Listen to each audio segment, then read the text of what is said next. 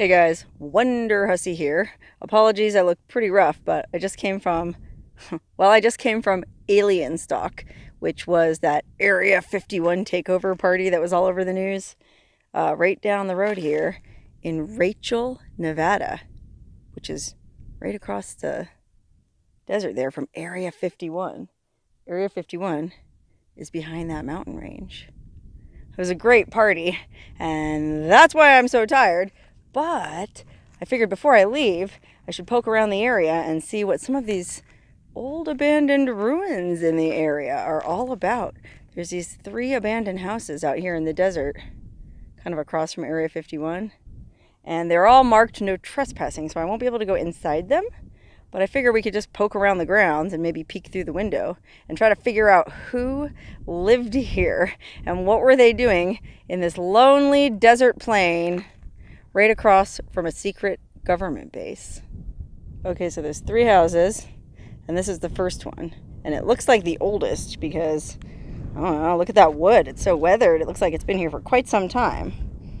I don't know, like 1900s probably. It doesn't look that old, but still pretty old. And what's interesting is it has a basement. You don't see a lot of basements in Nevada because our ground is so hard, like caliche. Let's see what's inside it.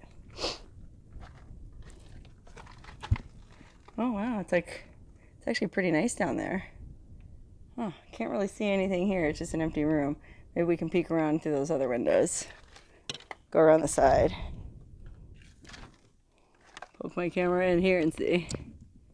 Oh wow, look, there's like stuff on the shelves, like an old air conditioner. Cool.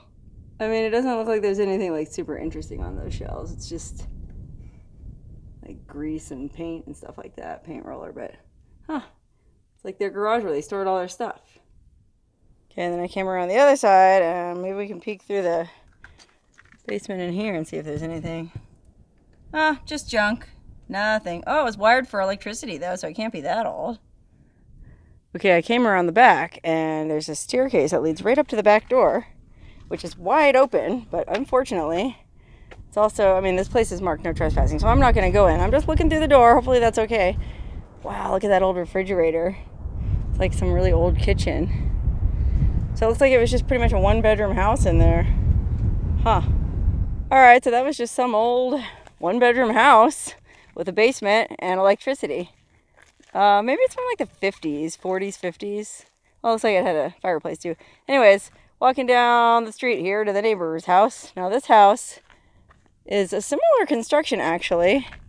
This one just has siding on it and it's painted so it looks newer. But, oh, it's a little bit bigger too. Well, let's see if we can peek through the windows here. I mean, along the way there's a bunch of busted old stuff in the yard. Look at this, part of an old car.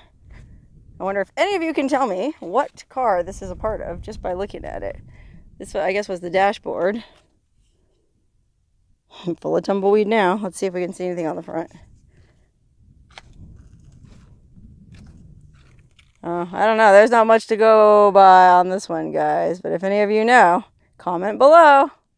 Okay, approaching house number 2, which looks like at one time it had a pretty nice tree out front. Shade tree. Oh, wow, look at this old stove. That's neat. Oh, wow, cool. Spark insulated. I mean, that stove looks way older than this house, but, what do I know? Well, this is all boarded up and marked no trespassing too, so we can't really go in. But I don't even know if we can look in any of the windows on this one. I think there's a window open over here. Let's see. Oh, yeah, look at that creepy shutter blowing in the breeze. Oh, there's a glass window. We could look through there. Oh, it's just really hard because it's all this friggin' tumbleweed that has these little thorns on it that will go right through the sole of your shoe.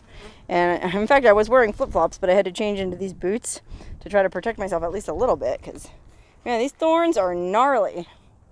All right, here we go.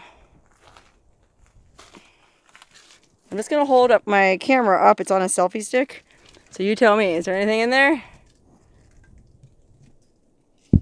Can't see. Yeah? No?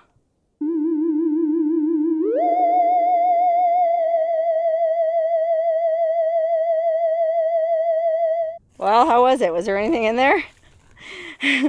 I won't even look at the footage until I go home to edit the video, so I have no idea what's going on in there. There could have been 50 alien bodies for all I know.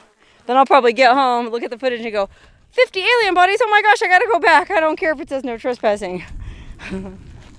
Alright, well now we're around behind the house. This is the back of the house. It's all boarded up too. Man, they really don't want people coming back in here. Maybe there are alien bodies inside. Okay, came around this side of the house, and these windows are all boarded up.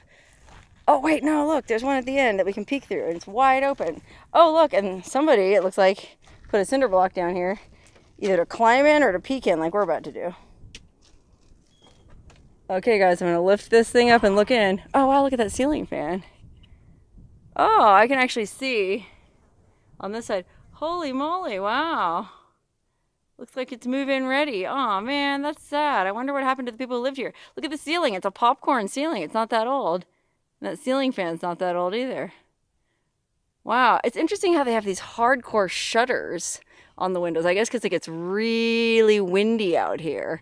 They got to batten them down. I was talking to a guy who lives out here, and I think he called it the Rachel Breeze. I guess it is kind of notorious for being super windy out here. I mean, if you look at it, it's a huge desert plain, and there's not much to break the wind, so stands to reason it would get pretty darn windy. I mean, it's kind of windy even today. All right, let's go check out this one last building here. Okay, walking over to the building, we come across this engine block. Just laying here. Isn't that what that is? Oh gosh, I don't even know.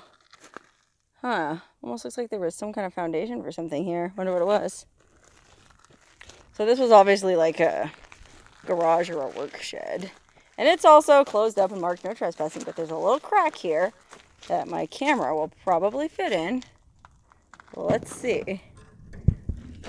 Oh gosh, it's so bright I can't see. Is there anything in there? Oh wow, what does that sign say? Can't read it.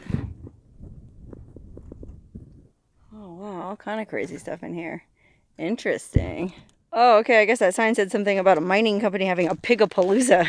Must have been like a big barbecue party. Well, that's cool. Oh, wow, look over here. It's a abandoned car of a much newer or vintage. Look at this Toyota Corolla diesel. Holy cow. I think my mom used to drive an old Toyota Corolla like this, but I don't think it was diesel. Interesting. Look at this thing. Wow. These Toyota Corollas, though, they run forever. I'm surprised. Well, I wouldn't be surprised if you put the key in the ignition. This thing would start right up and drive off. Well, maybe not. Oh, wow, look what's on the friggin' front seat. What's that? Crikey. Look at the windshield. Oh, my gosh. Yikers. That thing got smashed. Looks like somebody threw a rock through it. Oh, wow. Whoever drove this Corolla was in the NRA, or at least wanted to represent the NRA. It's interesting because I always picture, well, I don't picture NRA members driving Corollas. I usually picture them driving like Dodge Rams or some kind of big gas guzzler.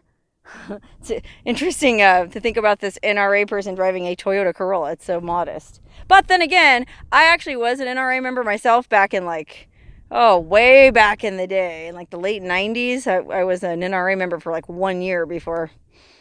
Well, I won't go into why I left, but at that time I drove a Nissan Sentra and I had an NRA sticker on my Nissan Sentra, so I guess there is some overlap. If I did a Venn diagram, there'd be a few of us in that narrow little sliver in between.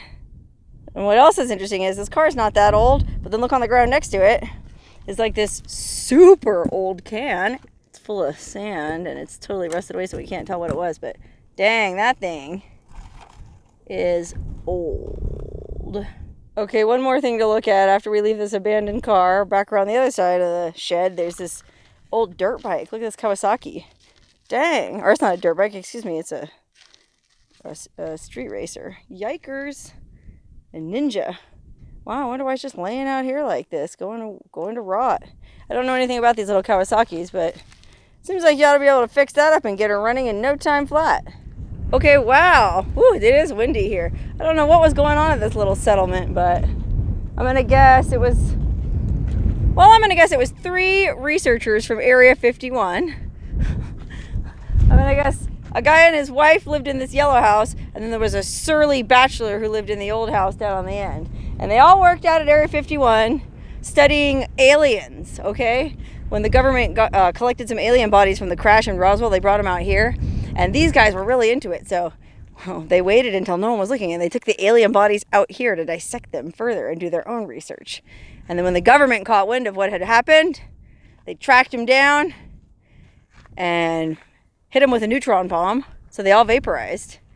And their houses are standing here abandoned to this day because nobody wants to move into them because they're cursed. There's like, first of all, there's dead alien juice in the one, and there's probably still some neutron vapor remnants. They wouldn't pass the real estate inspection. So these buildings are unfortunately condemned, and no one will ever live in them again. And that's why they put the no trespassing signs up, probably. Gosh, I'm glad I listened to the signs and didn't go in there. I might have accidentally stepped in, well, neutron bomb remnants, and then I would have vaporized. And that wouldn't be any fun, because, boy, I've got a lot more stuff I want to explore today. I'm out here in this desert, and there's a ton of stuff all around me. Whew, well, I guess sometimes it does pay to respect the no trespassing signs. Lucky me, I'm a law-abiding citizen for the most part. Necklace notwithstanding. But I'm going to get in my car and drive on to the next place. That was just a pit stop. Pretty interesting, though, in this lonely desert to come across these 3 cabins.